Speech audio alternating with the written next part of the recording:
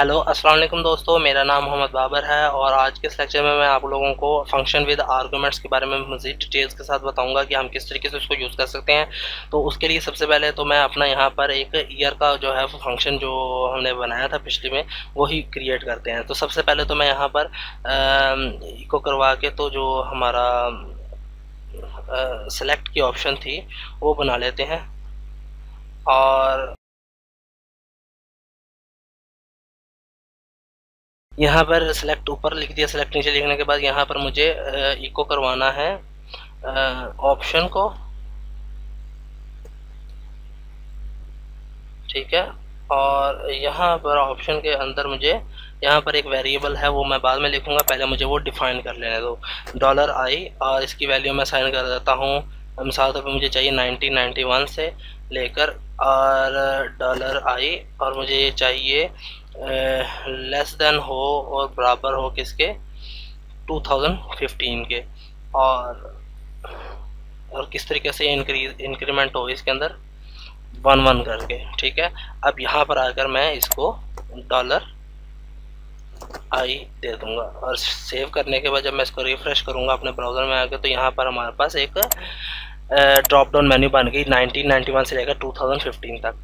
अब एक और चीज़ है कि मुझे एक और इसी तरीके से ड्रॉप डाउन मेन्यू चाहिए अगर, तो मैं क्या करूँगा, मुझे इसको कॉपी करना होगा। कॉपी करके यहाँ पर आऊँगा और पेस्ट करूँगा तो क्या होगा कि मुझे यही ड्रॉप डाउन मेन्यू इधर के लिए चाहिए, ये बंद हो जाएगा और मुझे इसके अंदर आके एडिटिंग करनी होगी।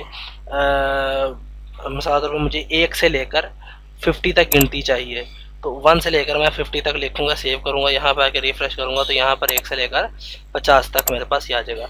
लेकिन ये है कि मुझे इतना बड़ा कोड लिखना पड़ा है इसके लिए, ठीक है। तो उसका एक शॉर्ट वे क्या है कि मैं पहले तो इसको एक फंक्शन में क्रिएट कर दूंगा, फंक्शन बना लूँगा इसके लिए और फंक्शन का नाम लिख देता हूँ मैं प्रिंट या ड्रॉप डाउन, ठीक है। ड्रॉप डाउन मैं इसका नाम दे देता हूँ और इसको यहाँ पर आकर कर्ली ब्रैकेट्स के अंदर रख लेता हूँ और इसको मैं एक दफ़ा एक टैब दे देता हूँ। ये मेरा एक फंक्शन क्रिएट हो गया ड्रॉप डाउन।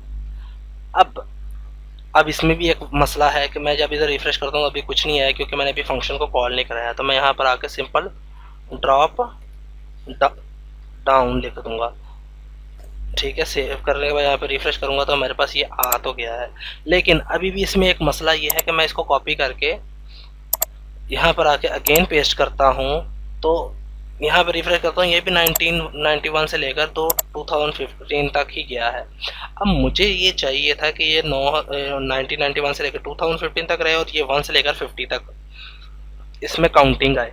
तो उसका तरीकाकार क्या होता है कि मुझे यहाँ पर आके अगर चेंजिंग करूँगा तो ये दोनों ड्रॉप डाउन चेंज हो जाएंगे।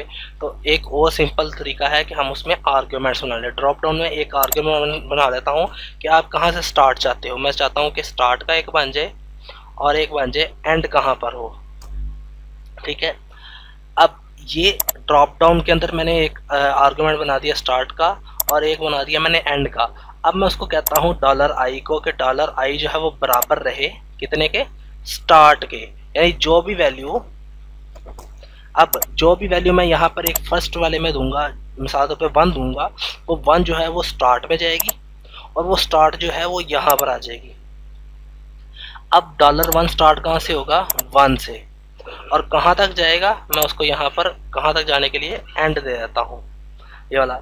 अब क्या होगा बेसिकली कि इंक्रीमेंट ये 1 के साथ ही होगा। अब मैं यहाँ पर जब इसको सेव करने के बाद रिफ्रेश करूँगा ना तो यहाँ पर एरर आएगा। वो एरर क्यों आ रहा है कि मैंने ड्रॉप डाउन मेन्यू के अंदर, ड्रॉप डाउन जो हमारा फंक्शन था उसके अंदर मैंने वैल्यूज़ नहीं दी। अब मैं ये चाहता हूँ कि 1 से लेकर 50 तक काउंटिंग जाए, तो मैं 1 लिखूँगा और 1 से लेकर 50 तक। अब क्या होगा, ये 1 जो है वो स्टार्ट में जाएगा, यहाँ से स्टार्ट से ये 1 इधर आ जाएगा। इसका मतलब कि i स्टार्ट होगा 1 से, और अब ये 50 जो है वो एंड में जाएगा और एंड आएगा यहाँ पर, और ये i जो है वो 50 के से छोटा और 50 के बराबर रहेगा। तो इसका मतलब कि एक फंक्शन मेरा ये क्रिएट हो गया। मैं इसको सेव करके बाद यहाँ पर रिफ्रेश करूँगा तो ये देखो 1 से लेकर 50 तक मेरा इजीली 50 तक मेरा बन गया। अब मुझे यही चीज़ 1 से लेकर 1991 से लेकर 1991 से लेकर 2015 तक चाहिए। ठीक है, तो सेव करूँगा और यहाँ पर अगर रिफ्रेश करूँगा तो ये 1991 से लेकर 2015 तक भी बन जाएगा। तो मुझे उम्मीद है कि आप लोगों को इस चीज़ की समझ आई होगी। तो इंशाल्लाह नेक्स्ट क्लास में मुलाकात होती है, तब तक के लिए मुझे इजाज़त दें। अल्लाह हाफिज़।